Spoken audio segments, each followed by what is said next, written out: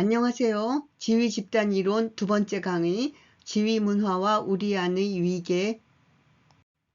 이 강의는 지위집단 이론 두 번째 강의인데요. 첫 번째 강의에서 다룬 내용을 보충하면서 시야를 조금 더 넓혀보기 위해서 만들었습니다.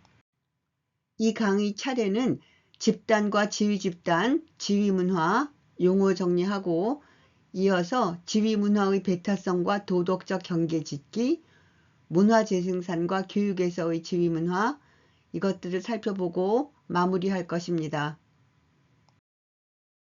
용어, 지위집단 이론, 집단, 지위집단, 뭐냐고?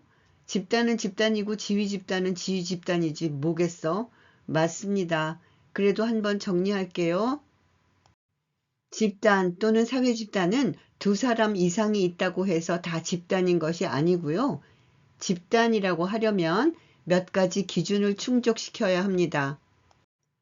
예컨대 구성원들이 한 가지 이상의 특성을 공유해야 하고 그 집단의 소속감을 가지고 단기간이 아니라 비교적 지속적인 상호작용 관계에 있어야 한다는 거예요.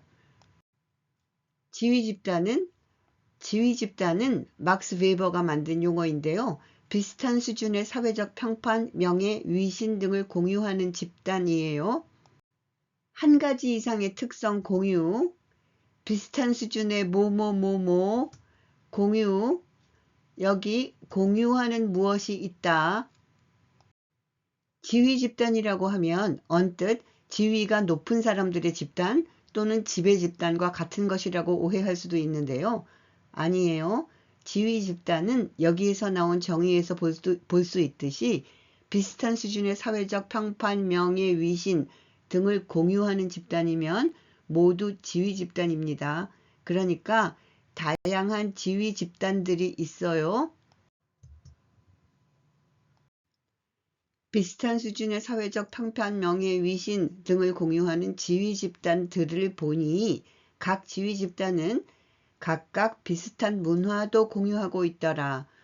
문화에 초점을 두면 지위집단은 특정한 문화를 공유하는 집단이다. 각 지위집단의 문화를 지위문화라고 해도 되는 거죠.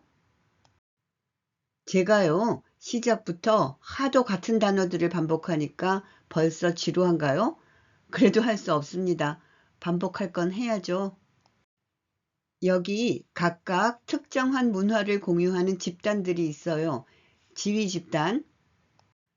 각각 공유하는 문화라는 게 매우 다양하지만 구체적으로 몇 가지 예를 들어보면 언어 방식, 옷과 장식의 취향, 예절과 의식의 관습, 대화 주제와 방식, 의견과 가치, 선호하는 스포츠, 예술, 미디어 등이 있습니다. 지위 집단들의 문화들은 그러니까 서로 다릅니다. 다양해요. 여기 사회적으로 우위에 있는 집단이 있어요. 지배적 위치에 있는 집단이에요. 지배 집단이라고 해도 되겠죠. 이 지배 집단은 자신들의 문화를 고상하고 세련되고 고급인 것으로 규정하고 다른 집단의 문화를 소박하고 범속하고 저속한 것이라고 규정합니다. 즉 엘리트적 우월한 것과 열등한 것으로 구별. 이렇게 되면 이것은 더 이상 다양함이 아니라 차별이 되는 것입니다.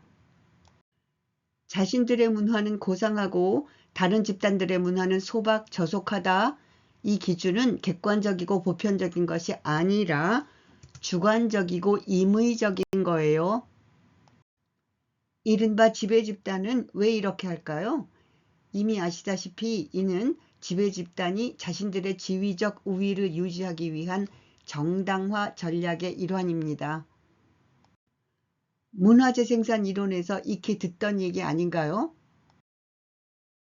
지위문화의 배타성과 도덕적 경계짓기.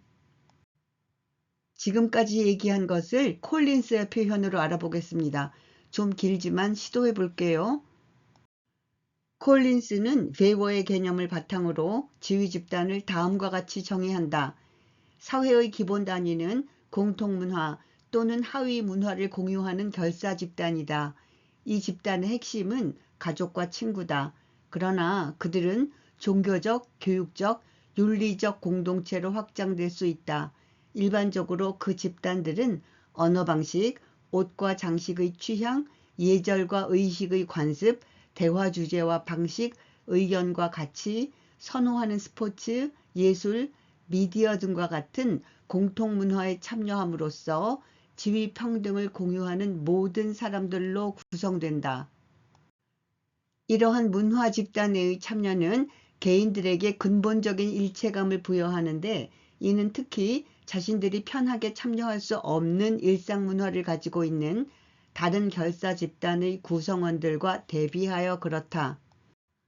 방금 읽은 부분은 같은 문화를 공유한 사람들끼리 있으면 편안하고 지위도 평등하다고 느끼고 일체감을 느끼지만, 문화가 다른 사람들이랑 있으면 뭔가 불편하고 지위의 평등도 느끼지 못한다는 말인데요. 쉬운 말을 뭐 이렇게 어렵게 하나요? 계속합니다. 주관적으로 지위 집단은 명예, 취향, 양육, 체면, 예절, 문명화, 좋은 동료, 소박한 민중 등과 같은 도덕적 평가의 범주를 통하여 자신들과 다른 사람들을 구별한다. 게다가 내 집단의 문화가 결핍된 사람에 대한 추방을 도덕적으로 정당하다고 여긴다.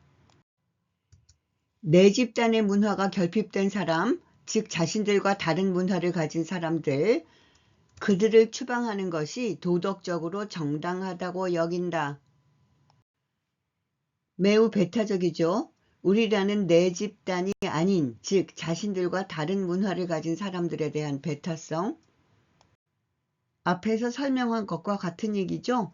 그래도 콜린스의 말로 한번 들어보는 의미에서 반복이지만 인용했습니다. 사실은 말이죠. 제가 콜린스의 저술을 찾아볼 수가 없었어요. 그래서 이 인용은 무어의 책에서 재인용했습니다. 문화 재생산과 교육에서의 지위 문화. 이것도 인용인데요. 주의 깊게 들어보세요. 엘리트들은 권력 유지를 위해 자신들의 문화적 자본을 사용해야 하고, 이를 위해서는 취향의 치밀함, 예를 들어 기능에 관련된 형태 또는 문제에 대한 매너를 강조해야 한다. 브루디에는 교육제도에서 학생들이 종종 자신들의 취향과 그러한 취향을 형성하는 문화적 지식에 가치를 부여한다고 주장한다.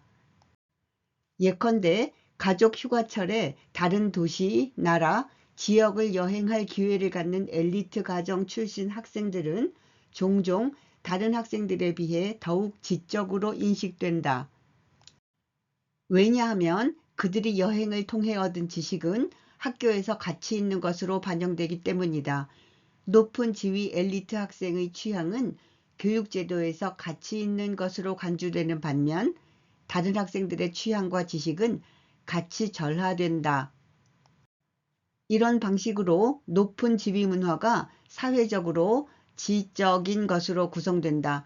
엘리트들은 특권 지위가 자신들의 능력에 근거한다는 주장을 정당화하기 위하여 이러한 사실을 은폐해야 하는 애매한 관계에 있다. 이 글은 한국 사람이 쓴 것이 아닌데요. 왜 이렇게 익숙하죠? 저만 그렇게 느끼는 건가요? 여기 뭐 사회적으로 지적인 것으로 구성된다. 여기까지 갈 것도 없을 것 같습니다. 얼마 전에요. 한 초등학교 학급에서 비행기를 타보지 않은 어린이가 따돌림을 받았다는 얘기를 들었어요. 바로 그 이유 때문에 계획에도 없던 비행기를 타고 어디를 갔다 왔다고 합니다. 아주 예외적인 일이었을 거라고 믿고 싶지만 참으로 비교육적인 일들이 일어나고 있습니다. 교육에 임하는 사람들은 말이죠. 이러한 배타적인 지위 문화를 비판적으로 봐야 하지 않을까요? 마무리합니다. 지위 집단 이론, 문화재생산 이론 모두 갈등론적 관점이다. 학교 팽창과 학력 상승이라는 주제를 콜린스는 미국의 고등교육을, 브루디에는 프랑스의 상황을 분석한 것이다. 지휘집단 이론은 뭐? 지휘집단 이론은 고학력 사회를 계급 사이에 갈등하는 이해관계로 설명하는 이론이다. 주로 참고한 문헌 카라벨 할세이 역금 교육과 사회구조, 무어 교육과 사회를 주로 참고했습니다. 이 강의는 여기까지입니다. 감사합니다.